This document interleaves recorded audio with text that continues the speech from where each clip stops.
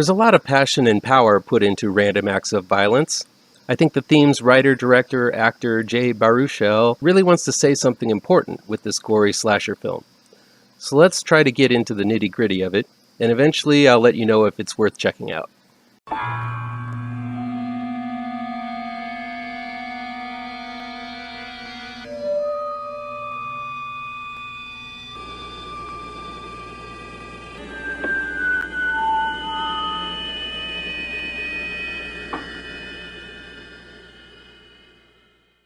Welcome back to ML Miller Frights, a part of the Kings of Horror Network.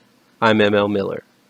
Before we begin, remember to give this video a like, share with your buddies across the electronic superhighway, click subscribe to this channel, and don't forget to ring that bell for notifications. Please get the word out to new folks so we can make this channel bigger and better. An indie comic creator, Todd, played by Jesse Williams, has risen to fame writing and drawing a violent horror comic named Slasher Man. But just as Slasher Man is coming to a close, Todd gets writer's block and doesn't know how to end his long-running title.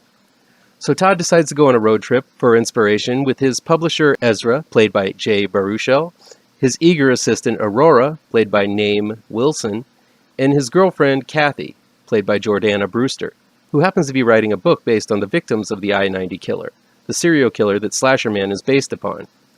Just when Todd announces the end of his series, it appears the real I-90 killer is back and following Todd and company on their road trip, leaving a trail of blood-spattered and dismembered bodies everywhere. Now, I think if Jay Baruchel wants to have a career in making horror films, he'll be quite successful. Baruchel seems to have a large appetite for carnage, filling random acts of violence with all sorts of horrifying imagery, bodily dismemberment, and complex emotional situations the characters have to get through in order to survive. There's no holding back on the carnage in random acts of violence. Bodies are twisted and mutilated. Much blood is shed. It's a very messy movie, and not for the squeamish. And while there have been 1,000,001 slasher films, Baruchel manages to keep everything interesting with plenty of action and character parsed throughout. Baruchel also takes a lot of pages from the comic books themselves, not only coloring the film in bold and bright colors, but utilizing colors such as orange, green, and purple. I know from reading about Stan Lee and Jack Kirby that colorings in these particular hues make for a disturbing and uneasy effect when used. That's why all of Spider-Man's villains are green, purple, and orange. I also know Baruchel to be a comic book fan, so I'm sure he knows about the color scheme as well, as he paints practically the entire film in this off-putting palette in order to subliminally cause discomfort for the viewer.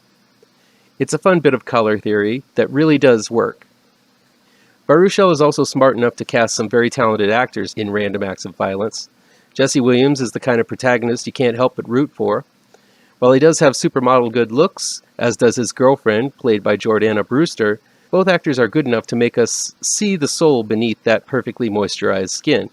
Williams is put through the emotional ringer and does a fantastic job of conveying a broad array of emotions that you don't see in your typical slasher flick. Baruchel himself is rather restrained in his role as Ezra, toning down the neurosis that has become his calling card in most of his roles. Maybe it was because he was so focused on the filmmaking, but he definitely is not his usual comedy-relieving self here. If the film has a weakness, it's when it tries to get heady about the violence it depicts on the screen.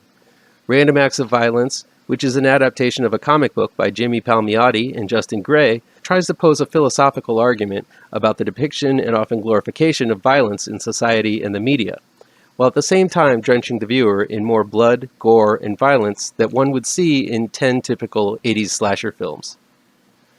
Brewster's Kathy is portrayed in a sympathetic light, having to be paired with the deeply flawed Todd, played by Williams, but also sometimes feels unsupportive by choosing to write a book giving voice to the victims of the I-90 killer and seemingly supporting the criticisms of Todd's comic being aggrandizing towards the act of killing and insensitive towards the victims.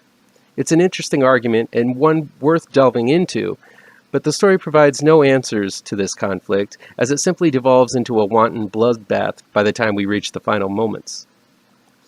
All of that bloodshed washes away any argument had in the film prior and makes the lengthy scenes discussing the subject feel somewhat meaningless by the gory end. Still, for a first-time feature directorial effort, Baruchel delivers a blood-red slashfest that rarely stalls or stops spattering blood until the final reel.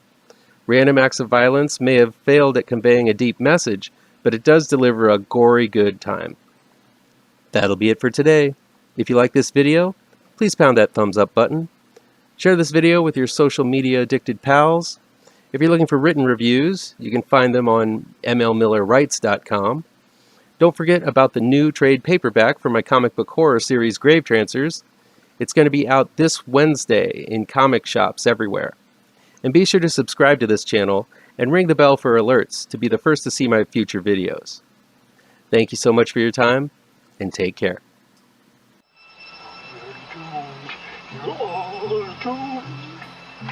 You're doomed to live the life you're meant to be, stuck inside your reality. You're doomed. Oh, you're doomed. You're doomed. God live the life that you are meant to be. Live inside